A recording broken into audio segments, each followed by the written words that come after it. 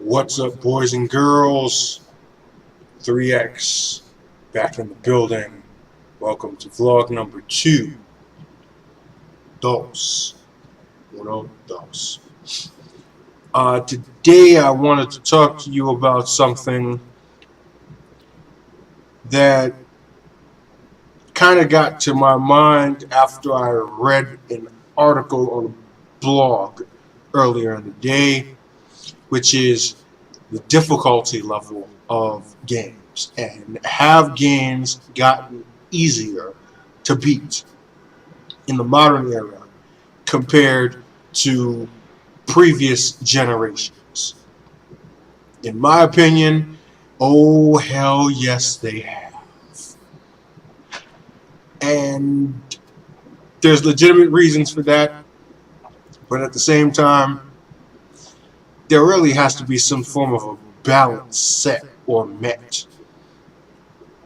In some cases, it's as simple as changing the difficulty level of a game, but sometimes that really doesn't even help, depending on how the game is developed. You have some games out there who will give you a very easy setting, or even a casual setting, specifically for the case of playing through the game in as easy a method as possible. In my opinion, that really takes away from the overall experience of the game.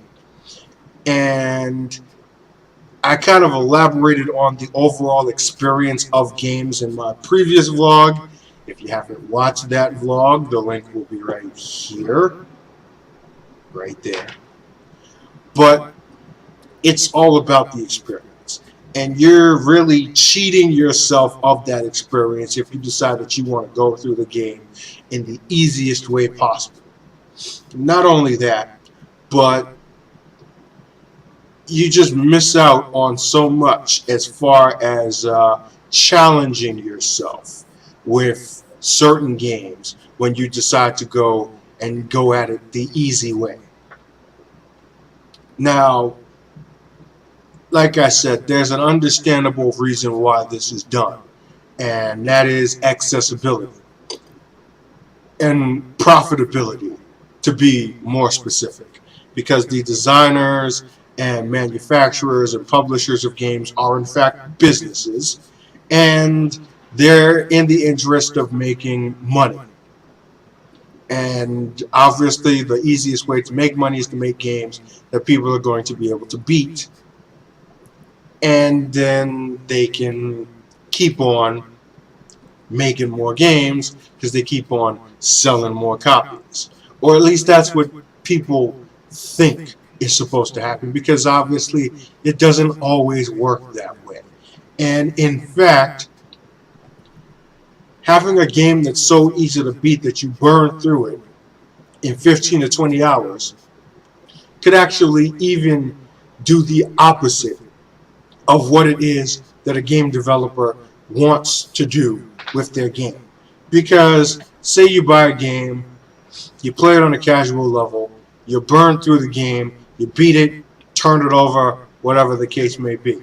Your next bet that I bet you're probably going to do is take it onto GameStop and trade it in for something else.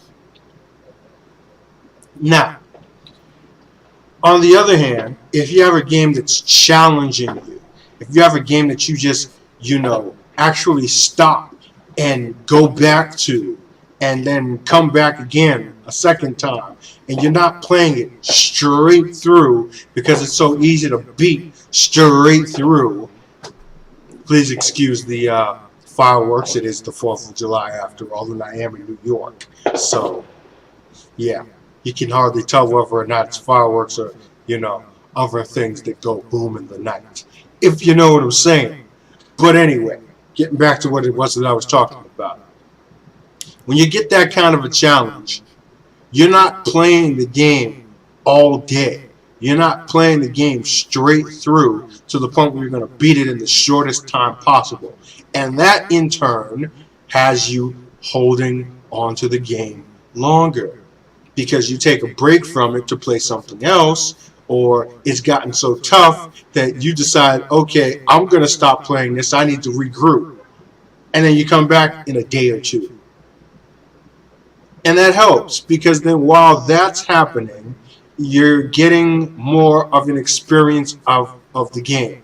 When it is that you do reach those milestones or do overcome those obstacles on the game, you get that sense of accomplishment that you just can't get when you're just playing it on the casual level and just beating it with the bare minimum of opposition or competition that the game can provide.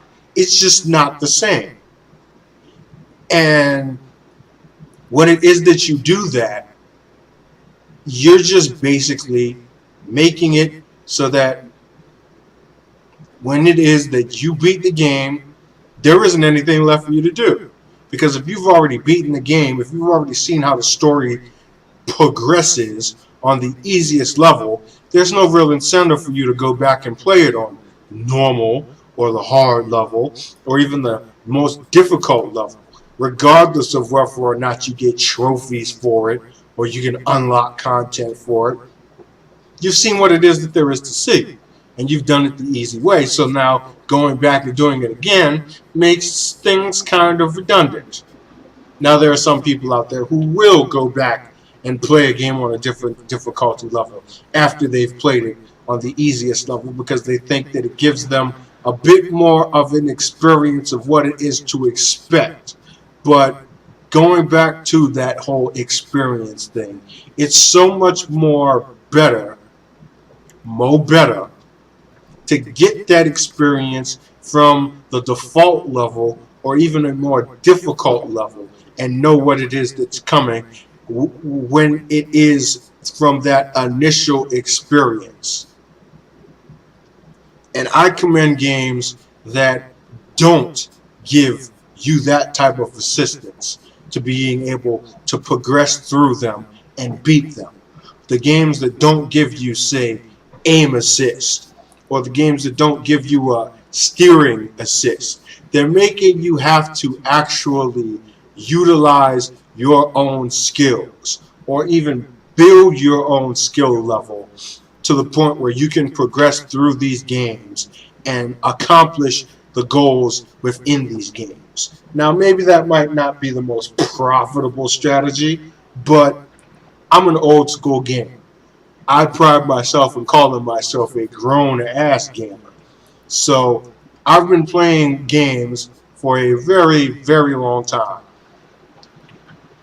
And compared to the older games of previous generations to now, I get more challenge playing Super Mario Brothers on a Nintendo Entertainment System than I get playing any freaking Mario game on the Wii or Wii U, you name it, whatever it is that Nintendo's cooking up right now. And speaking of which, the thing that really got me to thinking about making this vlog and coming up with this topic was an actual discussion that happened during a Nintendo shareholder meeting in which the president, Satoru Iwata, was addressed with a question of whether or not the difficulty of games was affecting the sales of the Wii U and its games. And Iwata said yes. And the reason why was because of research that they had had. They actually put people on to playing the original Super Mario Brothers who had never played the game before. Maybe they were younger, maybe they were not into video games back then, more casual type players or such like that. And the results that they got from these test sessions are just completely mind-blowing. First of all, the majority of people didn't even bother to read the instruction manual. They were given the exact same instruction manual that came with the game when you bought it back in 1985. Majority of them didn't even read it.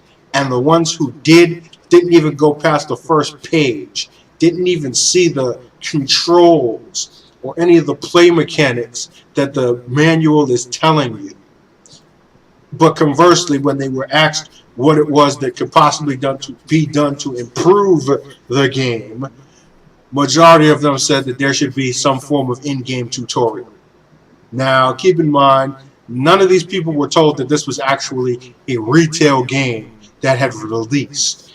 None of these people even knew that this was the original Super Mario Brothers, which that alone blows my mind. Like, where in the world did they get these people in the first place? But not only that, from this research, and this number is just startling when you hear it, 90%, that's 90% of the people who they had doing these play tests could not even beat the first stage of Super Mario Bros. Stage 1-1.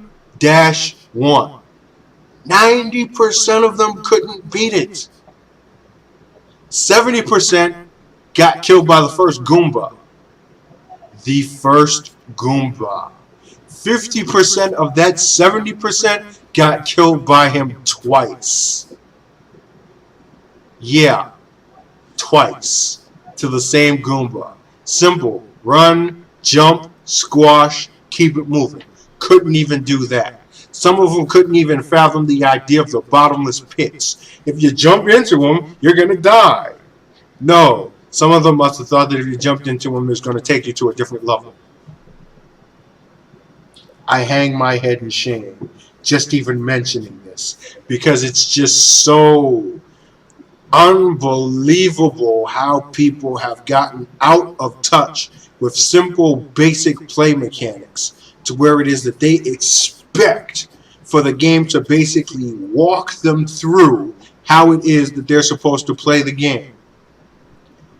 If you can't even be bothered to read the instruction manual, I mean, the very fact that it's an instruction manual should give you enough of an incentive to read it, because it's going to give you the instructions that you need to play the game. But no, people want an in-game tutorial, like every other game nowadays gives you before you even start playing the game.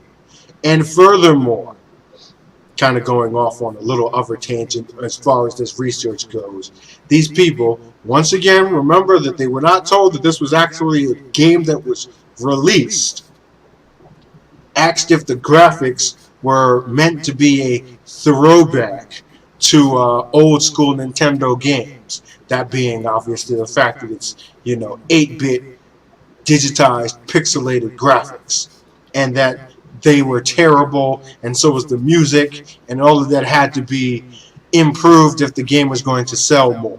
They even wanted more ways for Mario to attack the enemies. They were told that, obviously, Mario kills the enemies by jumping on them, or by jumping under them if they're standing under a block. People wanted him to have a sword or a gun. Then they elaborated that, okay, you can shoot fireballs at the enemies if you have a fire flower. Didn't make a difference. People still wanted more offense. That is an SMH moment if ever I have seen it. So in closing, the creator of Super Mario Bros., Shigeru Miyamoto, followed up by saying that he originally designed Super Mario Bros. To be a game that everyone could beat, and that he failed miserably at it based on this research. To that I say Shigeru Miyamoto did not fail. The only people who failed are the gaming public themselves. And the reason why they fail is because the modern gamer, the casual gamer, like I said before, has gotten completely out of touch with the whole mechanic of learning to play a video game and actually getting some form of sense of accomplishment from doing so. It's suddenly transferred from a sense of accomplishment to a sense of entitlement as far as games goes. It's not about what it is that the game does for you. It's what it is that gamers now want out of the games.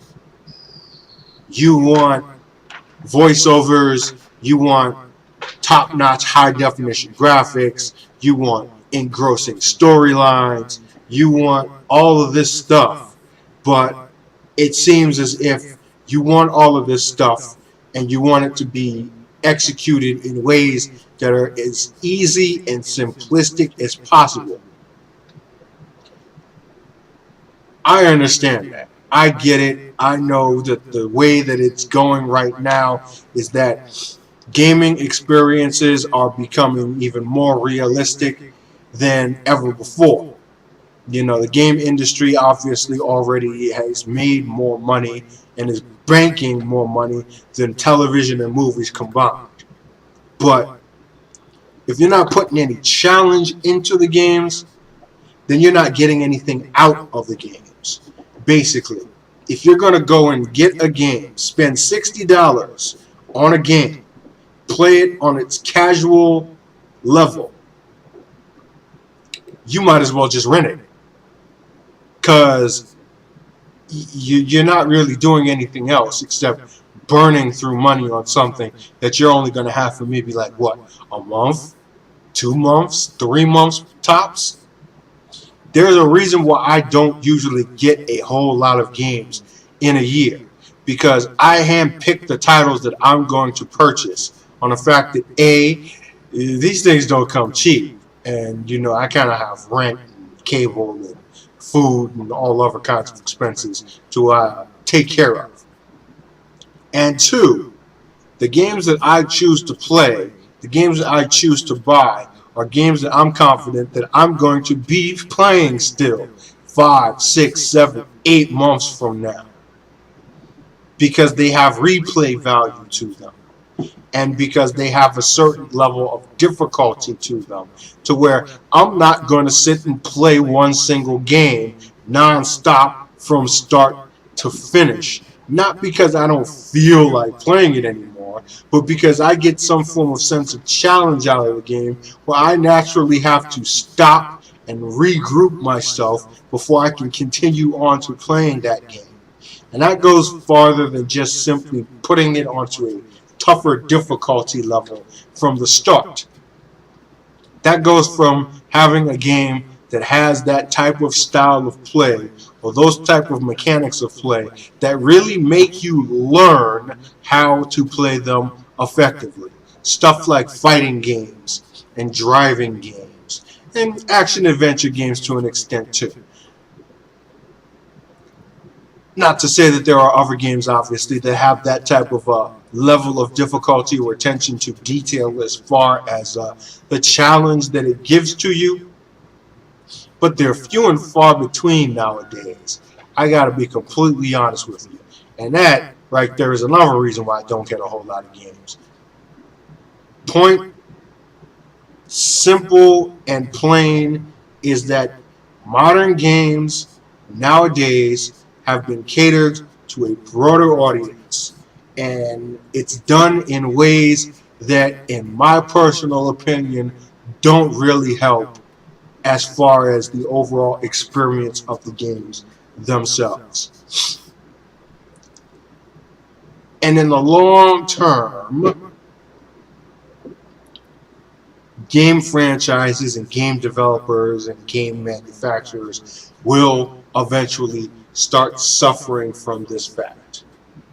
If you really want to make your game as good as it can possibly be, and make it that game that everybody's going to talk about, that make it a game that's going to be tough to beat, that is surefire. And if anybody says anything otherwise than that, they need to find themselves a new hobby, seriously. Because if you expect for a game to be walking you through, holding your hand the whole way, then you seriously don't get what the point of playing a video game is in the first place. It's entertainment, yes, but it's supposed to be a form of challenge. It's supposed to be something that's going to make you think, react, and respond. not something that's making you hit the button when it is that it says you should hit the button. That's not how it was. That's not how it should be, in this gamer's honest opinion. Now, as far as what your opinion goes, maybe you might agree, maybe you might disagree. In any case, let's get this topic going and see what it is that you guys think. Leave me some comments. Let me know what your opinion is on this particular subject. And of course, stay tuned for more vlogs, more opinionated discussions from yours truly in the near future, as well as some actual gameplay. I will be obviously getting back to those a little bit more too, but this is something I definitely had to come up with and bring to you, bring to your attention, ladies and gentlemen of the world, of the gaming universe. So until next time, 3X is here, or was, but now he's gone.